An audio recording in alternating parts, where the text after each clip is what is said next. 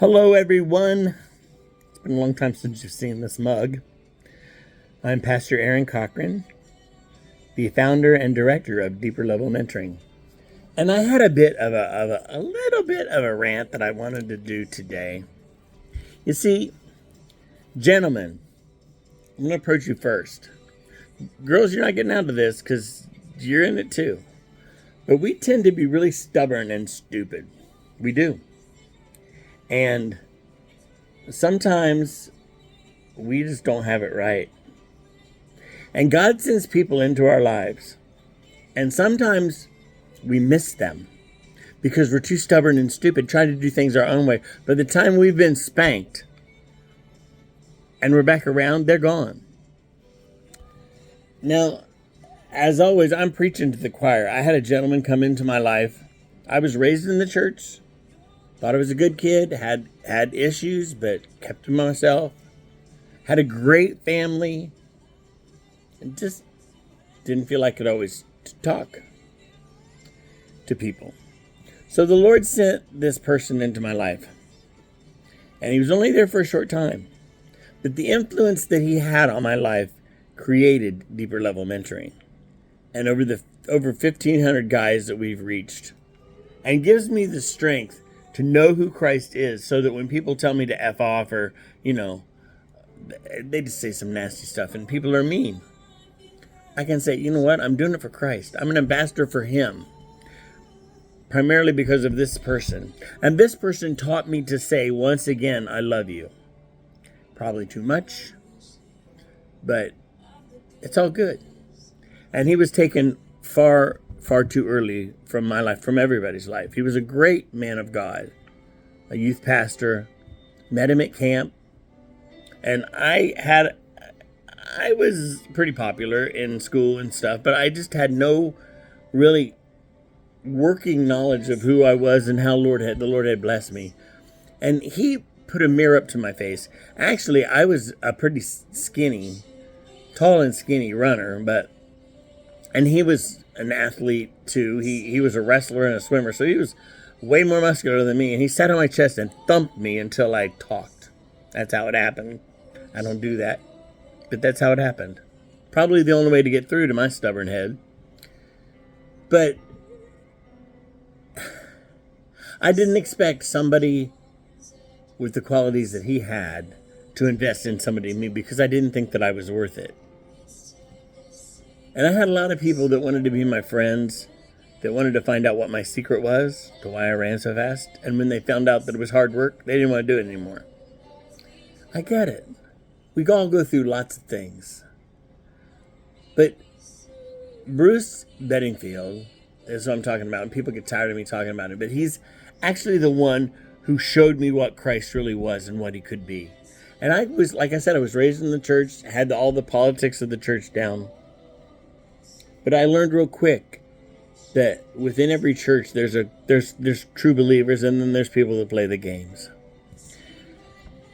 That's one of the men that he sent into my life that changed it.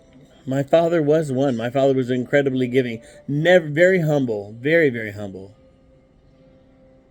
And since it's Father's Day, I'll be telling the story of the suit again. But my point is this. I have some gentlemen running right now, and they may never hear this, so I get it. But they don't think that they think because they're out of my sight that I'm not praying for them and I'm not interceding for them. And I was watching Les Mis, and the priest on that had talked to, if you don't know the story, there was a guy who was in trouble for stupid stuff. And the priest said, I claim you for God. And I think all of you gentlemen in my program, and the girls as well, I've claimed you for God. I pray for you constantly. I carry pictures of you. The only one I pray for more is my wife and my kids, my family. My sister and my brother, and my sister-in-law and brother-in-law and sister-in-laws, because I have 4 of them. And they're my nieces and nephews. I pray for every day as well. I pray for them probably more.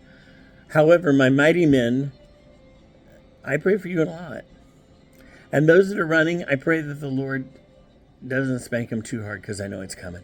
And I've got some now that make stupid mistakes, and one's chasing kind of like worldly comfort.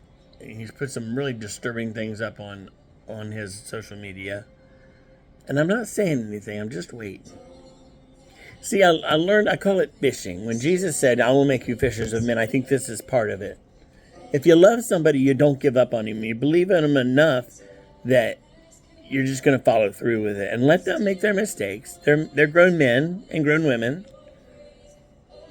and gently just present the word of God. It's not my place. It's not our place to judge these people, but just to love them with the love of the Lord, to be the hands and the feet of Jesus. Now, because of that, and because the way our beauty is so, or our society is so warped, it can look a little weird sometimes. We're not used to it. And I get all kinds of weird accusations. And that's fine. I really don't care anymore. And I've had people say, well, aren't you worried that, somebody's going to kill you? Nah, I'm not worried about that at all either, because the Lord will keep me here as long as he wants me. And when it's time to go, it's time to go. I'm looking forward to it. Sorry, but I am. I like being with my grandkids and my family, and we have fun playing Hell's Rummy and this new game that my sister-in-law found for us. She's always finding new games. She's great at it. But my pet peeve is, guys, wake up and smell the coffee. If God's put somebody in your life that he truly put in your life, they will not give up. Just like a praying grandmother will not give up. They believe in you and they love you more than you love yourself.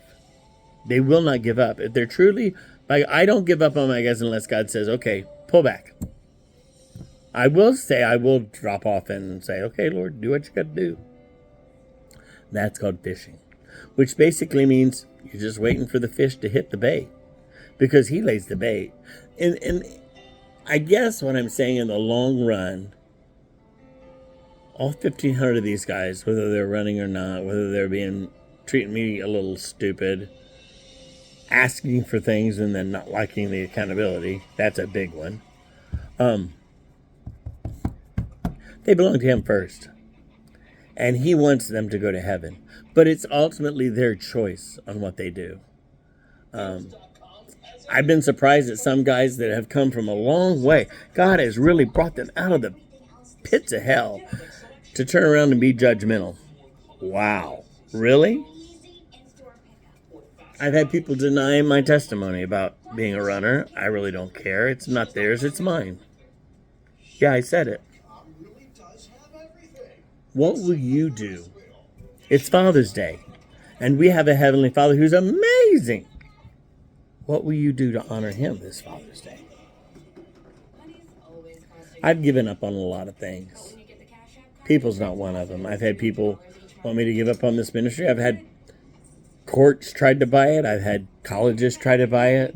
Everybody wants to take Jesus out of it. They don't realize Jesus is the main part of this. Facebook has given us grief. Every social media has. And the reason why I'm on social media is because I know it reaches people. Now, I will tell you this. I'll have a guilty pleasure. No, it's not pleasure, but if I reached out to you and you never talk to me, and it's been 3 or 4 years and you never say anything, never acknowledge I'm there, I'm probably going to let you go. Let you go. It doesn't mean God didn't call me. It doesn't mean I'm going to quit praying for you. It just means I'm going to. Or, I've only had 2 or 3 guys that have been mighty men that I've said, I can't do this anymore. My mighty men are guys that make it to the inner level with me. Not very many people make that. The only woman in there, now that my mother has passed away, is my wife. And my sister can get in there too. Renelle can. But sometimes I find those people don't understand the calling that I have. And that's fine. It's not their calling. It's mine. Did I choose this? My goodness, no, I would never have chosen this. While I love it and I wouldn't go back, it can be rough at times. And if you know me, you know that I hate asking for support. But we are a faith-based ministry. That's what we are. We depend on people to support us, to do the things. That all being said, let's circle around. This August, I'm going to put a plug in. This August 1st through the 3rd, in Rapid River, I believe it's called, West Virginia. We're having a retreat. Now, we have like 10 spots available left, and all you have to do is get there. In other words, we're covering the cost with our fundraisers. We're going to cover the cost. Even if I have to give my own funding, which I'm on disability, so it's not much. But God will supply. He's good like that. But it's on understanding kingdom living, which very few people do, and living a fearless life. It don't come unless you want to be changed.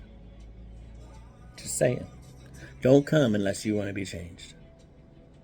I really do love you all, but I if you're running, there's a couple guys that are running I'm probably going to disconnect from completely because I feel like something big's coming from the Lord, and I do not want to get in the way of that paddle. And if you know who you are, there's always time to come back before it hits. Just saying. God bless you. I hope you have a great day. My rant is done. Sign up for the retreat.